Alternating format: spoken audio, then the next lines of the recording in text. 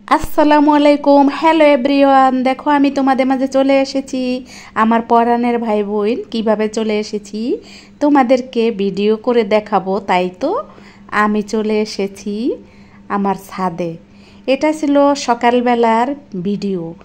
সকাল শুরু হয়েছে, আমি অফিসে যাব রেডি হইয়া ছাদে গেলাম। একটা সুন্দর ঢেঁড়স ফুল এসেছে।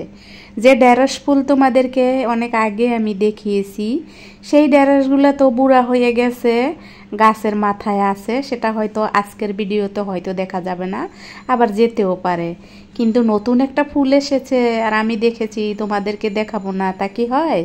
তাই তো তোমাদেরকেও একটু দেখিয়ে দিলাম। আর দেখো আমি এইভাবেই কিন্তু প্রতিনিয়ত অফিসে যাই রেডি হইয়া। আর যাওয়ার আগে কিন্তু ছাদে একটু সময় অবস্থান করি, আর অবস্থান করে কিন্তু যাই। পরে অফিসে অফ ক্যামেরায় গেলাম, অফ ক্যামেরায় আসলাম, সব কিছু অফ ক্যামেরায়। তারপরে বাসায় এসে দেখি আমার হাজবেন্ড বড় একটা কাঁঠাল আনছে, কিন্তু কাঁঠালের শেপটা অনেকটাই গোল, একদম বলের মতো। দেখে আমার ভালো লাগে নাই, মনে করছি গোল কাঁঠাল হয়তো বা ভালো কোয়া হবে না, কিন্তু মাশাল্লাহ কাঁঠালটা সেই ছিল।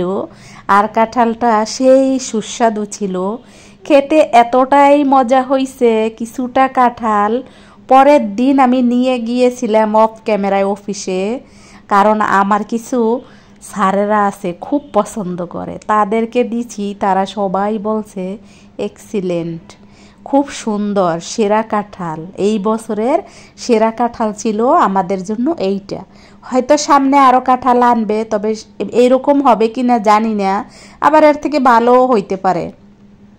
কাঁঠাল আসলে অনেকভাবে খাওয়া যায়। কাঁঠালের মুচি যখন ধরে গাছে, মুচি মানে কোয়ারা কাঁঠাল, কচি কাঁঠাল, সেটা কিন্তু তেঁতুল দিয়ে ভর্তা করে খাওয়া যায় সরিষার তেল দিয়ে। তারপরে একটু বড় হইলে কাঁঠাল কিন্তু এসর নামে রান্না করে খাওয়া হয়, যেটা বেশিরভাগই অনেক মানুষে খায় এসর হিসাবে। কাঁঠালকে কাঁচা কাঁঠাল রান্না করে খায়, গরুর মাংস, খাসির মাংস বা চিংড়ি মাছ, শুটকি মাছ এগুলা দিয়ে খায়, অনেকেই খায়। তবে আমি কখনো কাঁচা কাঁঠাল রান্না করে খাই নেই বলতে একেবারেই ট্রাই করি নেই। ভবিষ্যতে হয়তো কখনো ট্রাই করব। তারপরে আসো, কাঁঠালের ভিতরে একটা আটি থাকে লম্বা, ওই আটিটা আমি দেখেছি অনেকেই ইউটিউবে ভর্তা করে খেয়েছে, খেতে নাকি কচুর মতন লাগে। এরপরে আসো, পাকা কাঁঠালের রস দিয়ে বড়া খায়, তেলের পিঠা খায়।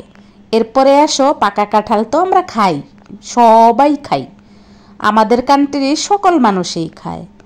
তারপরে আসো কাঁঠালের বিচি, ভর্তা, বড়া, চচ্চড়ি, সব কিছুতেই কিন্তু কাঁঠাল খাওয়া যায়। কাঁঠালের কোনো কিছু কিন্তু ফেলানো যায় না। তাই কাঁঠাল দিয়ে যে কত রকমের রেসিপি তৈরি করা যায় সেটা বলার বাহিরে। একটা কাঁঠাল বাংলাদেশের কত রকমের সুস্বাদু খাবার তৈরি করতে সাহায্য করে আমাদেরকে, কিন্তু তবু আমরা এই কাঁঠালকে অবহেলিত বলি। অনেকে খায় না, অনেকে গন্ধ সহ্যও করতে পারে না। যেমন আমি না সব ধরনের কাঁঠাল খাই না, যেমন আজকের কাঁঠালটা একেবারেই আমার ফেভারিট, আমার হাজবেন্ড জানে। আর এই ধরনের কাঁঠালই আমার হাজবেন্ড 25 বছর ধরে আমাকে আইনা খাওয়ায়, ভালো না হইলে আমি মোটেও খাই না। এরপরে দেখো আমি কিছু কোটা বাছা করেছিলাম চিচিঙ্গা, যেটা রান্না করব তোমাদের সাথে শেয়ার করব। আর এই যে দেখো ঢেঁড়স গাছের ফুলটা এতটাই ভালো ছিল যে আমি তোমাদেরকে না দেখাইয়ে থাকতে পারলাম না। আর দেখো আমার আকাশের অবস্থাটা কি। আজকে কিন্তু একেবারে সকাল টু রাত অবধি কি করেছি সবই তোমাদেরকে শেয়ার করেছি। এই যে দেখো, এটা কিন্তু অফিসে যাব ঘর থেকে শুরু করেছিলাম, আর শেষ করেছি একেবারে রাতে ভিডিওটা। তোমাদের আমার আজকের ভিডিওটা কেমন লাগলো অবশ্যই কমেন্টে জানাবা। আর যে যেখান থেকে আমার ভিডিওটার সাথে আসো তাদেরকে সত্যিকারের অনেক ভালোবাসা। এবং তোমরা যে আমাকে এত সুন্দর কমেন্ট করো সান্ত্বনাদায়কভাবে, এত সুন্দর সান্ত্বনা দেও, তোমাদেরকে আসলে কি বলবো। আমেরিকার এক আপু আমাকে বলেছে যে আমার বাড়ি গোপালগঞ্জ, আমি কি ভাবি। আসলে না আপা, আমি গোপালগঞ্জের মেয়ে দেখে আমি বাস্তব জীবনে অনেকটাই কিন্তু মানুষের কথার শিকার হইতেছি, যেটা তোমাদেরকে বুঝাইতে চাইছিলাম। এর বেশি আর কিছু আমি তোমারে বলতে পারবো না, বা তোমাদেরকে বলতে পারবো না। আমার পরাণের ভাই বোন কাছে এবং দূরে যে যেখান থেকে আমার এই ভিডিওতে আসো এই মুহূর্তে, আমার মন বোঝার জন্য, আমাকে ভালোবেসে কমেন্ট করার জন্য তোমাদের কাছে আমি চিরকৃতজ্ঞ। চিরদিন যেন আমি তোমাদের কাছে এরকম কৃতজ্ঞ থাকতে পারি আর তোমাদের মাঝে ফিরে ফিরে আসতে পারি।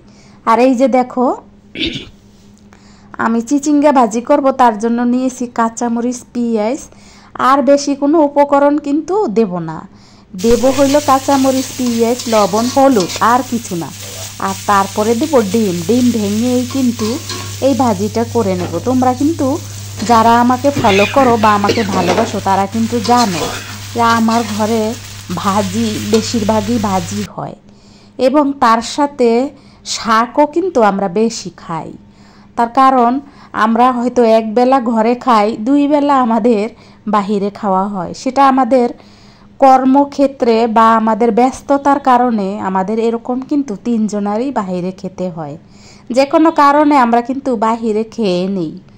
আর ঘরে যখন আসি তখন আমরা এরকম একবেলার জন্য রান্না করি, যেটা তোমাদের মাঝে আমি একটু করে শেয়ার করি। আমি কিন্তু তোমাদেরকে বেশিরভাগই একবেলার রান্না দেখাই।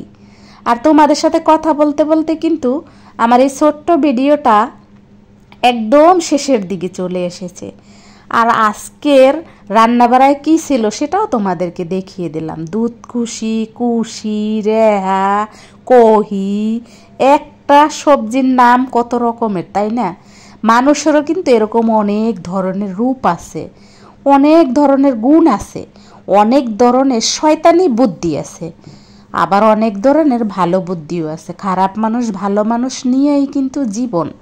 তবে আমার লাইফে বেশিরভাগই আমি খারাপ মানুষ পেয়েছি, ভালো মানুষ খুব কম পেয়েছি।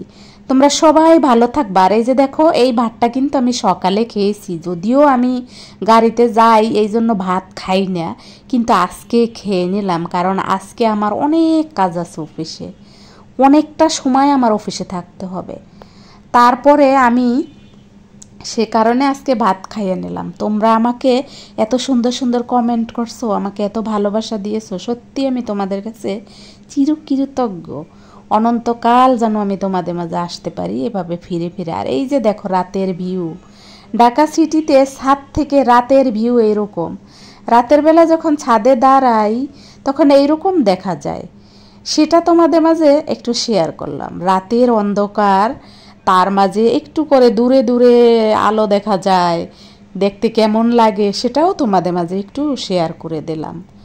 তোমরা আমাকে ভালোবেসে কমেন্ট করবা, আমি জানি যারা আমাকে ভালোবাসো তারা।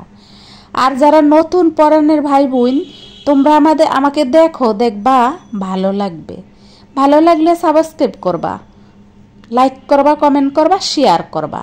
আর আমার পুরান ভাই বোনরা তো আসলেই আমার অন্তরে আছে, তাদেরকে আমি আর কোনো ধরনের কথা বলে ছোট করব না। তার কারণ তারা আমাকে এত দূর এগিয়ে নিয়ে এসেছে, হয়তো আমার বাকি জীবনও তারা আমার সাথে থাকবে।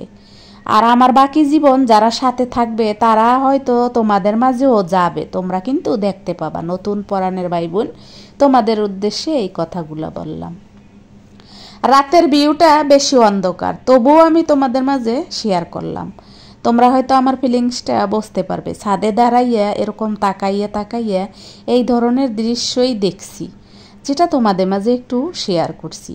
চাইলেই একটা গান রাখতে পারতাম। আসসালামু আলাইকুম, আল্লাহ হাফেজ, ভালো থাকো সবাই।